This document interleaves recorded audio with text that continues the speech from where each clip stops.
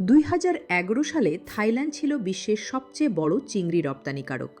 তারপর এক রোগ এলো, আর রাতারাতি সব বদলে গেল। কিন্তু থাইল্যান্ড ডুবেনি। জানেন কেন? কারণ তারা বিদেশি বাজারের বদলে নিজের দেশের বাজারের ওপর ভরসা করেছিল।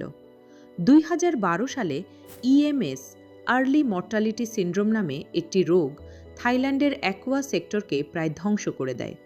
উৎপাদন অর্ধেক হয়ে যায়, আর আমেরিকা, ইউরোপের মতো বড় বাজার হাতছাড়া হয়ে যায়। থাইল্যান্ডের জায়গা নেয় ভারত, ইকুয়েডর এবং ভিয়েতনাম। কিন্তু থাইল্যান্ড হাল ছাড়েনি। তারা তাদের কৌশল বদলেছে।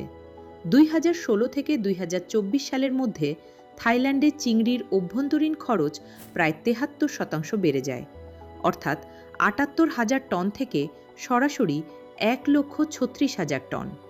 যখন রপ্তানি কমে যায়, তখন চিংড়ি দেশের ভেতরেই বিক্রি হতে থাকে। এই অভ্যন্তরীণ বাজারই সেখানে চাষিদের টিকিয়ে রেখেছে। এবার ভারতের দিকে তাকান। আমরা প্রায় 10 লক্ষ টন চিংড়ি উৎপাদন করি, কিন্তু নিজের দেশে এর ব্যবহার মাত্র 1 লক্ষ টন। থাইল্যান্ডের এই গল্প আমাদের শেখায়, শুধু রপ্তানির ওপর নির্ভর করা খুবই ঝুঁকিপূর্ণ। আমাদের নিজেদের দেশের বাজারকেও শক্তিশালী করতে হবে।